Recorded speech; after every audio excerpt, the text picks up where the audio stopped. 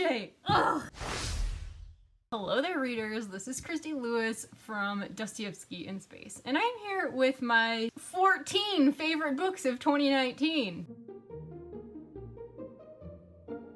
I do have also 3 runners up here that I didn't actually quite finish, but man did I love them. And in no particular order, I'm going to start with the runners up and then I will get to the top 10. And like I said, no particular order, I loved them all.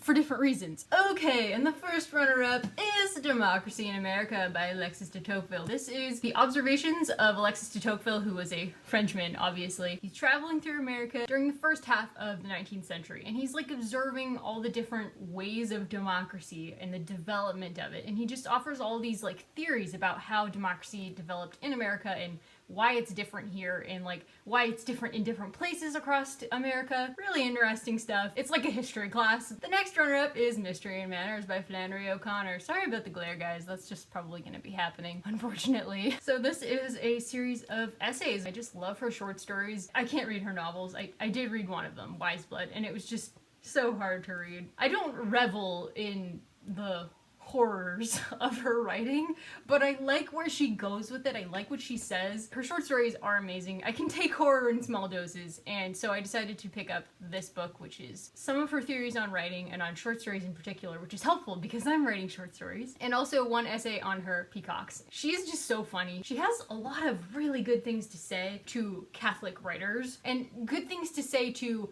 the Christian audience as well, because in my experience, the Christian audience tends to like stories about happy people doing good things. There's some drama in there, but it's not really dramatic to me. I get bored. She says, the average Catholic reader forgets that sentimentality is an excess, a distortion of sentiment, usually in the direction of an overemphasis on innocence, and that innocence, whenever it is overemphasized in the ordinary human condition, tends to be, by some natural law, to become its opposite. So she has so many really almost biting remarks towards Christians and also the world, and she's just so smart. I just really love a lot of these gems in here, and I got a couple more essays left. And then finally, I would like to mention the Aenid, which I also did not finish this year. I read several books of it, and I really enjoyed it. It wasn't like easy to read, but I really liked Aeneas a lot better than Odysseus, as you will hear in my most disappointing reads of 2019 video. I feel like the guy is just more moral than Odysseus is. Odysseus gets a lot of his men killed and he abandons people and whatnot, but Aeneas is like, he like carries his old father out on his back from a burning Troy. So a little backstory. We have the Romans and the Greeks. Obviously the Romans clobber the Greeks. Well, Aeneas is one of the Greeks who escapes from Troy. He kind of wanders around for a while and the gods are kind of guiding him, and he ends up founding Rome in this version of Rome's history. There's a couple different versions. This is one of the mythical origins. Virgil was commissioned by Augustus to give the Romans a new sense of identity because they had such a huge empire with so many different kinds of people in it. It was like an identity crisis. So he's like, okay, Virgil, give us a myth. Virgil kind of picked up that there was this anxiety in Roman culture about the Greeks. Like, were they more sophisticated than us? This new conquering nation was like concerned that their forebears were cooler than they were. Virgil ends up pretty much claiming that the founder of Rome was Aeneas, which gives Romans Grecian blood. It's a very political story. I can see why Dante really liked Virgil so much. I really did enjoy what I read of this, and I would like to read more. It's much easier to understand the Aeneid if you've read the Odyssey, because a bunch of their adventures that Odysseus had, Aeneas and his crew have the same ones, only Aeneas does them better. Let's move on to my actual favorites, the books I actually finished. We'll start with Truman Capote's In Cold Blood. This is a true crime book that I absolutely loved. This was published in 1965, and it was about a murder that happened in 1959. 4 members of the Clutter family were brutally murdered. It's almost like an imaginative story of where the murderers went afterwards. They went like down to Mexico, and they tried to keep escaping the law. It was an amazing story how they were captured. Truman Capote gives us a lot of psychological details, and he kind of critiques the handling of certain things, but he also tells the story of the law enforcement. It just gives you like all the details about this murder that you want to know when you're reading true crime. And I don't really read a lot of true crime. I've actually never read a book of true crime, I don't think, but I read this one because it won some kind of award. I don't remember what. This was a nomination for my Christian Critics book club on Facebook, which is still running if you want to join. We are suspending book club picks right now, but it is still a community, and as we gain more people, then we will be hopefully reading some books together. This was one of the nominations. I just had to read it, and I'm so glad I did. Kevin and I watch a lot of true crime shows, like pretty much all of them that we can find. This one was just such a treat. I listened to it on audiobook, and I just like could not stop listening. It was so good. I was just so wrapped up in the story. And then we have Ragtime by E.L. Doctorow. This one was one of my nominations to the Christian Critics Book Club. This one is kind of hard to describe. It was published in 1975, and it looks back on the history between the turn of the century and the First World War in America, and it really just captures the spirit of that time, but it also critiques it because it really takes a look at race relations, and one of the main characters is a Harlem musician. It was such a fast read. Even though it didn't really get into just one head, it kind of popped all over the place, and it's even kind of hard to tell who the narrator is. I was still really drawn into the characters, which is hard to do. Like when you're not just in somebody's head and following them, it's kind of hard to really attach to the characters. But E.L. Doctorow did a fantastic job making these characters attachable for me. And also, there's a little bit of mystic stuff going on in here. It seems like one of the characters tells the future, so I don't know. And there's like Harry Houdini. There's like a whole bunch of historical figures that just pop into this. Henry Ford, I think Rockefeller. Oh, and Emma Goldman. It covers a lot of ground for such a short book. And again, the characters. I can't believe that it has such scope and such good characterization in one little book. It did win some award. I don't remember what award it was, and it was a world bestseller. I would say definitely worth a read if you're looking for more of a modern classic that is just super enjoyable. And I am definitely going to read more E.L. Doctorow this year. That would be a goal of mine. And then we have The House of Scorpion by Nancy Farmer. And this is about a teenage boy named Matt Alacron and his growth in a dystopian kind of sci-fi world. And he's growing up on this rich guy's plantation, and you don't find out what's really going on with Matt until a little ways into the story, so I don't want to ruin anything for you. I think it's best to just go into this knowing that it's an amazing book that's won several awards. The Prince Award. I'm so terrible at remembering awards unless I have them written down, but it definitely deserved the awards. It even takes some time in Mexico and like critiques socialism. Like that was a little out of the blue for me, but honestly, I loved the entire book so much. I got really attached to the characters, and it has so many great sci-fi themes in here. Kind of Frankenstein-y thing, there's clones, there's all kinds of just really disturbing and interesting things going on. As far as young adult dystopian, this is definitely one of my favorites. Matt Alacron is growing up on this sort of rich guy's estate, lord of a country called Opium, and it's just like a strip of poppy fields in between Mexico and America. The two countries have kind of agreed to put that strip there in order to stop illegal immigration, which is like, yeah, it's pretty scary. Whenever anybody is caught in the fields, they get this weird surgery that makes them unable to think, and it's just really creepy. I loved it. I listened to it on audiobook, and I do have a review recorded. Who knows when I'll get that edited and sent out to you guys. And then we have Four Sacred Plays by Dorothy L. Sayers, my favorite author. I have talked about this a couple times in my YouTube videos. They're really fantastic plays with historical significance. Dorothy Sayers was commissioned to write a play about Canterbury Cathedral when there was some kind of celebration going on there, and it's about the builder of the cathedral. There's also a play about Faust called The Devil to Pay that I loved, and I just talked about that one in my last TBR video on 2020 classics that I want to read, and the Lord of the Readathon. And there was another play in there that was like a nativity play that was retold kind of from inside the perspective of the inn rather than being in the stables. It's almost like Jesus is being born, and it's focusing on all the people who are just living their daily life, you know, talking about politics. There's a Roman centurion, there's like some fishermen, there's some shepherds, and there's the innkeeper and his wife rushing in and out from the stable. There's the census going on. So it was a really fun play. And then there was another play in there that I didn't really enjoy and I didn't really understand. It's about a downed airman in some war. The rest of them were fantastic. And then this should really actually be more like a runner-up because I haven't finished all the short stories yet. As you can see, I'm enjoying them. This is The Best American Short Stories 2019, and it's edited by Anthony Doerr, who is the author of All the Light We Cannot See. When 2019 ended, I'd only read like 1 or 2 of the stories from here, but the first story was so amazing that I just had to tell you guys about it. It actually taught me something. This short story is called The Era. It was published in Guernica magazine, a literary magazine. I have no idea how to pronounce the author's name. It's a dude, and that's his name at the top there. It's got a teenage narrator, and it's this world where everybody has to be brutally honest. They're drinking something called good that kind of stimulates you, and if you end up getting addicted and needing more and more of it, then you're kind of viewed as weak. You have to be really strong in order to survive in this society. Our narrator is kind of going downhill, and he's just searching for some kind of compassion because he's not mean enough to make it in this world. There's just a lot of social commentary, and it's a little like sci-fi short story. People use eugenics to change everybody's genes and like enhance their children. The first child in this kid's family, she turned out like really unbalanced but really aggressive, and her parents really like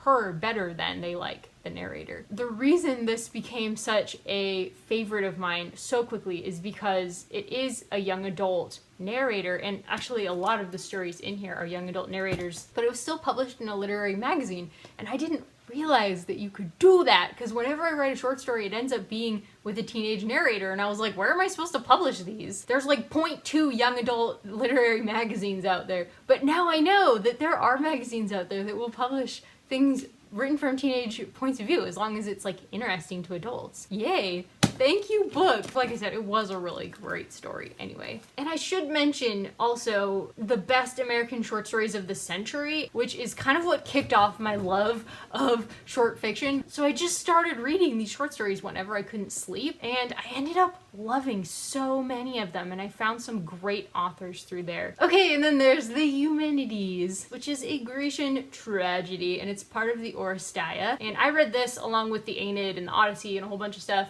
for a Greek and Roman mythology class, which I took earlier this year. I loved this play. I also read Agamemnon, which was a great play as well. This whole little Oresteia is about the fall of Agamemnon's family. The third play is about Agamemnon's son, who killed his mother because his mother killed Agamemnon. So it's quite a bloody family history there. He is being judged before God and men, essentially, and the Furies, or the Eumenides, are kind of sitting off to the side and jeering, and they are following him around because he murdered some of his family, which is part of their job. Their job is to hunt down murderers. That's why they're called the Furies. He like threw himself on the mercy of the gods, and he's asking for a trial. I loved the courtroom setting and how they argued about the morality of it. I was just like, courtroom dramas, man.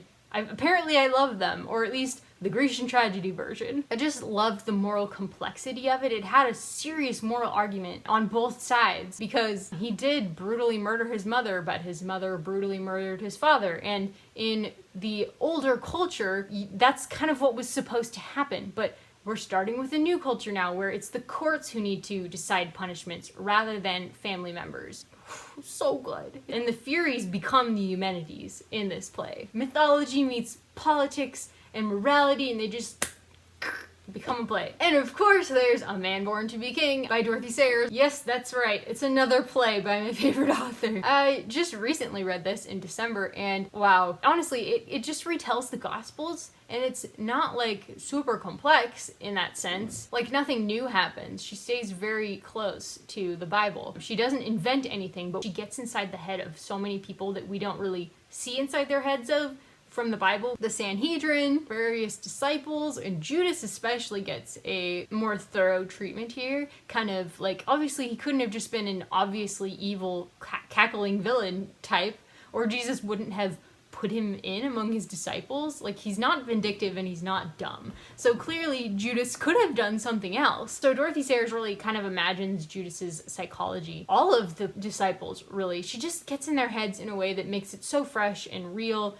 and very modern day and quite humorous. My mother-in-law and a friend of mine from church are reading this right now, and we're gonna talk about it soon, and I just can't wait. I was so pleased with this, and if I had it here, I would give you guys a quote, but I did do a review of it, and I just need to edit it, and it will also be coming up soon for you guys. I'm a little bit backed up. I have a bunch of reviews filmed, and then we have Scythe and Thunderhead. I did not get a chance to read The Toll yet, but I just really enjoyed these books. I was really impressed. I don't read a ton of young adult fiction anymore, or at least I don't finish a ton of it. I will start young adult fiction, and then I just lose interest because it's not interesting to me anymore. But these both held my interest because I could see that there was a lot of thought behind them, and there's a lot of social critique. You probably already know what they're about, but Scythe is about a dystopian universe where it seems like everything is perfect, but it's actually really creepy. Nobody dies because there's been all these medical advancements that pretty much save your life from any kind of death that you can imagine. People are kind of living without purpose because without death,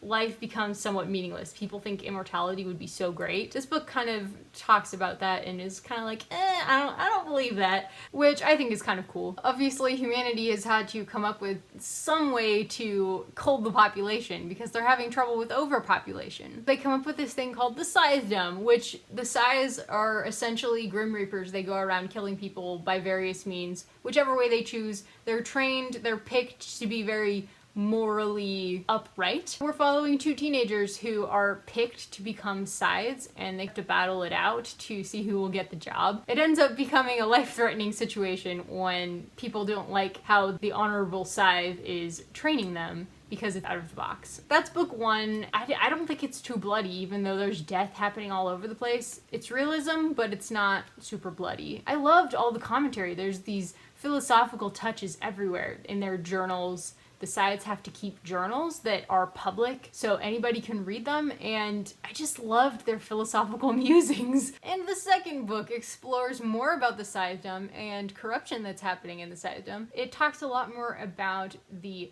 Thunderhead, which is a cloud that has developed a consciousness. It kind of runs everything, and it gave humanity all the answers it needed for medical advancements. The Thunderhead and the Scythedom can't talk to each other because it has to be a human choice about what humans are going to be killed. They didn't want an AI choosing that for them, which I think is very smart. Some people really disagree with that because they think, well, if the Thunderhead is perfect, it could make good choices regarding who should die, but I think I would want a human touch with that too. Even if it is imperfect, letting an AI choose something like that is just creepy to me. The Thunderhead really carries it forward, and honestly, I gave Scythe 4 stars, but I gave Thunderhead 5 stars. The ending of Thunderhead was just amazing. The plotting was better, I think, in that book than it was in Scythe. And I do have a double review of those books. If you're interested, they are spoiler-free until like the end. I marked the spoilers so they're really easy to see if you haven't seen them yet. I do recommend checking that out if you are interested in young adult sci-fi. And then we have A Grief Observed by C.S. Lewis, who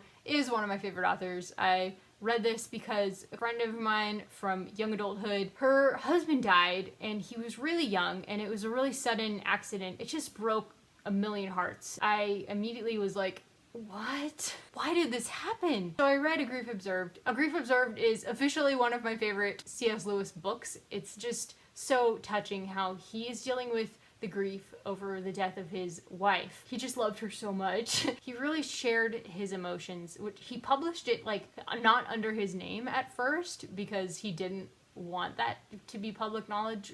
Then it's very personal, and most of his books aren't super emotional, they're just intellectual, which I love again, but having his emotion in on it too, it just really shows more what kind of a man C.S. Lewis was. He was a really kind person. He was like a saint. Everybody who knew him described him that way in his later life, and he really kept his promises. His grief for his wife is just, it's comforting how he kind of moves through it, and I was hoping that it would help my friend as well. And then we have The Princess Bride. I adored this book.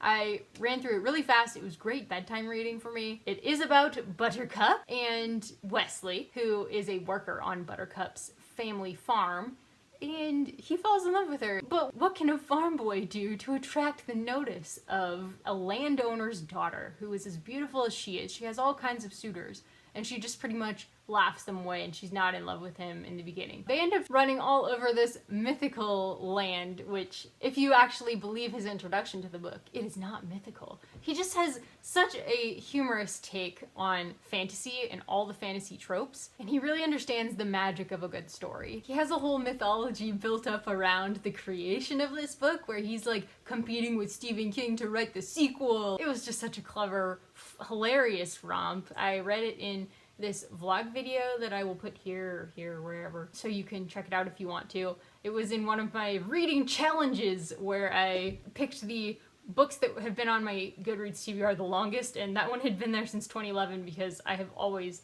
loved the movie. It's like a family favorite, so all of the jokes about Inigo Montoya, like, it's just so clear that this is the source material because all of the best lines from the movie are taken directly from the book. So if you thought that movie was funny, you will think this book is hilarious. And I also read The Little Prince, but this guy, whatever that name is, I looked it up, I tried to learn how to pronounce it, and I just sound stupid saying it because I have no French. This book is about a little prince. He has his own asteroid that he lives on in space, and he's visiting Earth. He runs into a pilot in the desert, and they're talking. It's told from the pilot's perspective, who meets the little prince, and his life is just changed by hearing the stories of the little prince as he traveled to different little kingdoms in the sky. The little prince just has all these little lessons that are just really cute. I did review this in a video, and I will put the video up here for you, so that you can check it out if you want to. And then we have The 21 Balloons by William Pene du Bois. This is a really cute children's book that I read for bedtime, and I just loved it so much. It did win the Newbery Medal in 1948. Honestly, I couldn't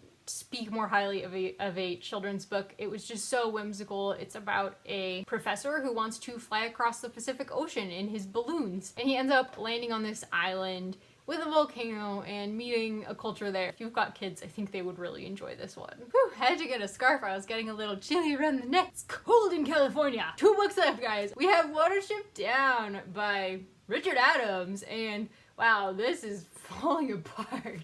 I adored this book. This read like a thriller for like the first half, and then there was a bit of a slow patch. The ending is like a battle. It's kind of a political novel about rabbits. There's one rabbit named Fiver who is kind of a visionary, and his friend Hazel is more of like the leadership type, and Hazel is one of the only ones who believes Fiver's visions, takes them seriously. So Fiver has this bloody vision of where the place where they're living on, where there's just gonna be death. It's very mysterious, and he's just panicked about it. He's just like, get everybody out of here! And Hazel's like, okay, calm down. We have to go talk to like the head rabbit of the warren. A couple of the young rabbits decide to go with them and establish a new warren. This is their journey to the new warren. They do find out what happens to their old warren. I really enjoyed this. It's quite a fantasy. It's a classic for a reason. I do recommend it. And I think it's good for kids as well as adults. I don't think there's anything in it that wouldn't be for kids. It's pretty long for kids, but I thought it was very interesting, and if your kids like stories of talking animals, they might really enjoy this, especially the first half, which is just dangers around every corner, and it's really tense and exciting. And the second half is more like them trying to hack out a survival once they have discovered where they want to build their warren. It's like an Odyssey. It's like an Exodus, but with rabbits. We did just get Netflix. I'm gonna watch Watership Down. They have like this mythology, and they're all sharing war stories, and they visit a whole bunch of different warrens and see different kinds of leadership styles there. That's why it's kind of political, but it's also mythological. And then the last but not least, by any means, is Howl's Moving Castle by Diana Wynne Jones. I discovered Diana Wynne Jones, I believe it was 2019 that I discovered her, because I think this is the first book that I've read from her. And that set me off on a whole bunch of bedtime stories from Diana Wynne Jones, some of which were less successful than this one, but I just adored this book. This is like a middle grade fantasy, and it's pretty dang popular with anybody who's been reading fantasy for a long time, particularly since childhood. Children love them because they're witty and funny and very magical, but they also appeal to adults in my experience. I didn't read this as a teenager, but I already feel nostalgic about it. It feels very much like a fairy tale. It's very smart about fairy tales. It's like retelling a bunch of fairy tales. This author is just so fluent in the genre of fantasy and fairy tales, and she like went to lectures with J.R.R. Tolkien Anyway, I should probably tell you what the book is about. Let me just read you a little bit of the first page, and it'll kind of give you a feel for the humor. In the land of Ingary, where such things as 7-league boots and cloaks of invisibility really exist, it is quite a misfortune to be born the eldest of 3. Everyone knows you are the one who will fail first, and worst, if the 3 of you set off to seek your fortunes. Sophie Hatter was the eldest of 3 sisters. And so it goes off on Sophie Hatter's story, and she takes a turn as an old woman for a while, and it's kind of a romance, but it's very, very clever and witty, and I know that men enjoy it. If you enjoy fairy tales, I would say definitely check this out. It's really a treat if you're familiar with fairy tales because there's so many inside jokes. Obviously, Sophie ends up at Howl's moving castle. Howl is a wizard in the area, and there's all kinds of crazy rumors going around about him that he eats the hearts out of young women who all fall in love with him, and Sophie just pretty much has to find out the truth of what's going on with Howl and his fire demon, who just pretty much lives in the fireplace at the castle. And the castle just kind of moves around. A lot of her books are kind of connected. There's a series of universes where characters can sort of jump between them if they know how, and Howl is one of the ones who knows how. Definitely one of my favorite youth fantasies. That is all, guys. That was a lot of books. Thanks for hanging in there if you did. I would love to hear what your favorite books from 2019 were. Please leave it down in the comments. If you enjoyed this video, please give me a thumbs up. You can see all the videos that I make coming up if you hit the little bell icon off to the corner. Alright guys, I hope I'll talk to you soon. Take care, and I hope you have a fantastic 2019. And keep an eye out for my most disappointing reads of 2019. That should be coming out pretty soon too. See you guys soon!